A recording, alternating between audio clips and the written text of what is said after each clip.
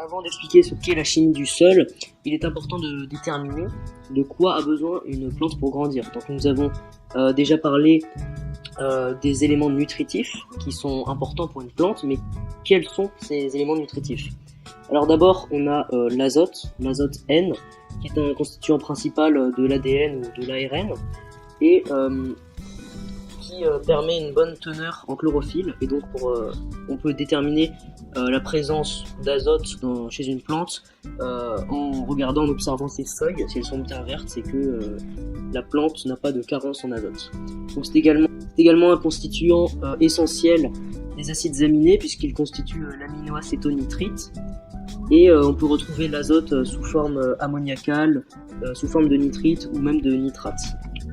Les deux autres éléments les plus importants chez la plante sont le phosphore P, qui est un constituant des acides nucléiques, et également des protides et des lipides. On le retrouve sous forme d'ion H2PO4- ou HPO4-. L'autre élément, c'est le potassium K, qui est impliqué dans la formation et la croissance des cellules, et qui circule également dans la cellule brute et élaborée. Ensuite, il existe d'autres éléments qui sont assez importants, notamment le calcium, le magnésium, le sodium, et d'autres éléments qu'on appelle oligo-éléments, qui eux sont un peu moins importants. Donc c'est le cas du fer, du cuivre, du zinc, etc. Il est important de faire un petit rappel sur la structure de l'atome et la formation d'ions. Donc un atome est constitué d'un noyau qui comprend des neutrons et des protons, les protons étant chargés positivement, et un nuage électronique qui est constitué d'électrons qui eux sont chargés négativement. Donc les électrons se répartissent sur des couches électroniques, les plus importantes, enfin les trois premières couches électroniques sont K, L et M. Prenons l'exemple du potassium, qui possède un numéro atomique égal à 19, c'est-à-dire qu'il possède 19 protons et donc 19 électrons, puisqu'un atome est électriquement neutre. Sa structure est donc K2, L8, M9, et il va perdre un électron pour former une structure en octet, c'est-à-dire stable. Et comme il a perdu un électron, il va y avoir une charge plus, et donc va former l'ion K+, et on appelle ça un cation. Au contraire, l'atome de chlore possède un numéro atomique égal à 17, et donc une structure en K2, L8, M7. Dans ce cas-là, il va gagner un électron pour respecter la règle de l'octet, et donc va former l'ion Cl- et former un anion.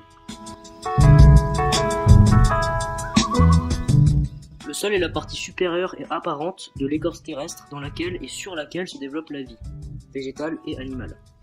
Donc, le sol se trouve entre la roche-mère et la surface terrestre et est dû à l'altération de la roche-mère.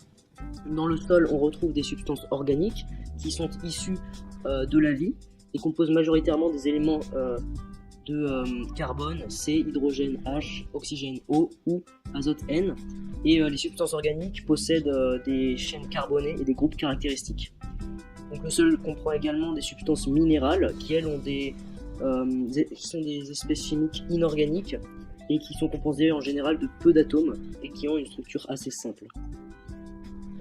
Le sol est constitué de différentes couches, donc on a la litière, l'humus et une couche minérale.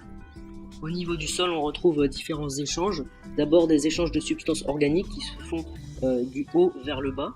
On a de la matière organique qui est produite en surface du fait de la photosynthèse qui crée des substances organiques en récupérant les éléments carbone, hydrogène et oxygène dans les substances inorganiques de l'air. La matière organique végétale meurt et se décompose mécaniquement, et on a sous l'action d'organismes vivants comme les vers de terre et les bactéries une formation d'humus qui est peu à peu entraînée vers les couches inférieures du sol, par exemple par la pluie.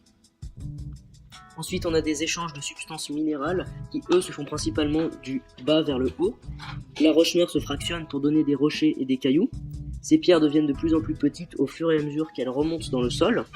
Et ces petits cailloux deviennent finalement du sable, puis de l'argile. Donc la rencontre de ces deux flux de matière forme la grande majorité du sol.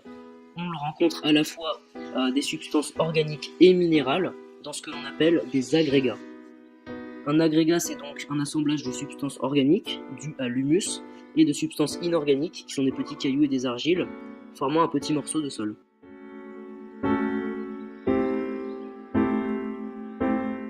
Et finalement, qu'est-ce que le complexe argilo-humique ? Le complexe argilo-humique, CaH, est une structure formée d'argile et d'humus.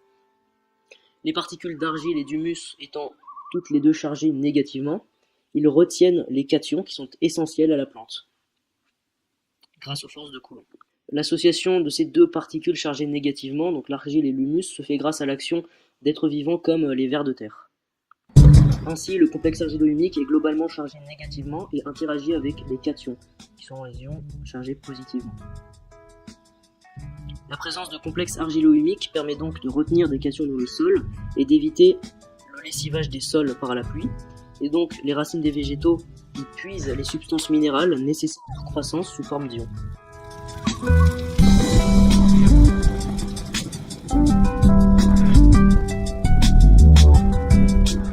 Avec les poils absorbants de son système racinaire, la plante va donc puiser dans cette réserve que constitue le sol et s'approvisionner en ions. Il est possible de reconnaître ces ions en les faisant réagir avec d'autres substances chimiques. Donc voici ces tests.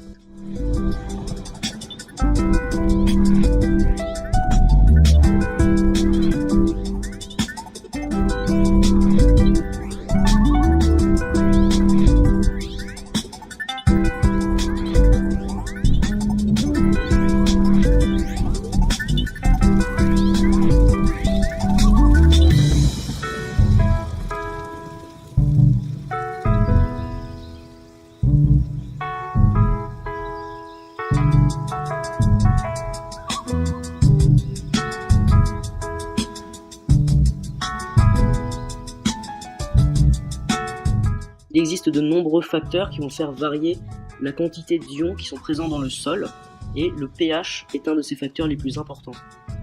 Le pH est l'abréviation pour désigner le potentiel hydrogène. Le potentiel hydrogène est une mesure sous unité sur une échelle de 0 à 14. Il correspond à la concentration molaire en ion oxonium de formule H3O+, qui proviennent de la fixation d'un proton H+, sur une molécule d'eau. Le pH est égal à l'opposé du logarithme de la concentration molaire en ion H+, ou H3O+. On peut le mesurer avec un pH mètre ou du papier pH. Pour aller plus loin, il faut expliquer ce qu'est une base, un acide et donc une réaction acido-basique. D'abord, un acide de Brønsted est une espèce chimique susceptible de libérer des protons dans un milieu. Par exemple, l'acide chlorhydrique de formule HCl est un acide au sens de Brønsted car il se dissocie dans l'eau en ions C- et H+, donc ions H+, qui sont sous la forme d'ions H3O+, en solution aqueuse. Il libère donc des protons. En effet, on dit qu'il libère des protons puisque l'ion H+, est seulement constitué d'un proton, il n'a pas de neutrons et ni d'électrons. Une base de Brønsted est une espèce chimique susceptible de capter des protons d'un milieu. Par exemple, la soude de formule NaOH se dissocie dans l'eau en ions Na+, et des ions OH- qui sont appelés ions hydroxydes. Donc ces ions hydroxydes vont réagir avec des protons pour former de l'eau. La soude est donc une espèce chimique capable de capter des protons, donc une base de Brønsted. Lorsqu'un acide AH est mis dans l'eau, il se dissocie selon la réaction AH plus H2O est égal à A- plus H3O+. Donc, l'espèce chimique A- s'appelle la base conjuguée de l'acide AH, et l'acide et sa base conjuguée forment un couple acido-basique noté AH/A-. Par exemple, la base conjuguée de l'acide éthanoïque est l'ion éthanoate, et la réaction de dissociation de l'acide éthanoïque dans l'eau s'écrit comme vous le voyez sur le tableau. Une réaction acido-basique est une réaction au cours de laquelle un acide d'un couple échange un proton avec la base conjuguée d'un autre couple. Nous en avons l'exemple avec le couple NH4+, donc l'ammonium et l'ammoniac, l'ammonium étant un acide et l'ammoniac une base. Ce couple va réagir avec un autre couple H2O et OH-, donc les ions hydroxydes, avec ces demi-équations.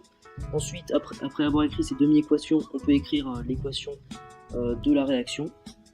Au cours de cette transformation, les ions NH4+, ont perdu un proton H+, pour se transformer en molécule de NH3, et les ions HO- ont capté un proton H+, pour se transformer en molécule d'H2O. Des acides et des bases fortes sont des acides et des bases pour lesquels la réaction avec l'eau est totale. Donc on représente cette réaction avec une flèche vers la droite. Alors qu'un acide est dit faible si en présence d'eau, s'établit un équilibre où coexistent l'acide et sa base conjuguée. Dans ce cas-là, on va utiliser une double flèche. Lorsque l'acide AH et la base A- d'un couple sont faibles, alors l'équilibre qui existe entre ces deux formes en solution aqueuse est décrit par la relation suivante. Ka est égal à la concentration molaire de la base fois la concentration molaire en ion oxonium divisé par la concentration molaire de l'acide. Donc Ka est appelée constante d'acidité. Il s'agit d'une grandeur sans unité qui dépend de la température et qui est propre à chaque couple acide-base. On utilise plus communément le pKa qui est défini par la relation pKa est égal à l'opposé du logarithme de Ka. C'est une grandeur qui permet également de déterminer, pour une valeur de pH donnée, le nombre prédominant d'un couple acide-base. Résolvant cette équation, on obtient que le pH est égal à pKa plus le logarithme de la concentration molaire de la base divisé par la concentration molaire de l'acide. À partir de cela, on peut établir 3 zones de prédominance. Donc, lorsque le pH est égal au pKa, on peut dire que la concentration de l'acide et de sa base conjuguée sont identiques. Donc la concentration molaire de AH est égale à la concentration molaire de A-. Dans un second cas, si le pH est inférieur au pKa, alors la concentration de la base conjuguée est inférieure à la concentration de l'acide. Et enfin, si le pH est supérieur au pKa, alors la concentration de la base conjuguée est supérieure à la concentration de l'acide.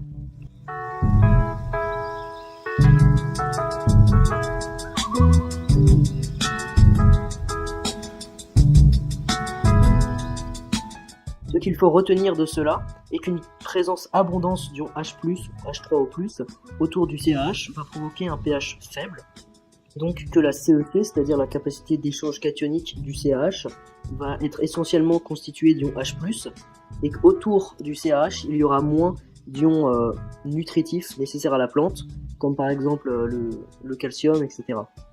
Ainsi, la présence des ions qui sont nécessaires à la plante dans le sol dépendent de la valeur du pH. Et en agriculture, on peut dire que le pH idéal se situe entre 6,5 et 7, puisque c'est à cette valeur du pH que l'on retrouve la majorité des éléments nutritifs nécessaires à la plante. Et c'est ce qu'on peut observer d'ailleurs sur ce tableau, indiquant la présence des éléments chimiques en fonction du pH.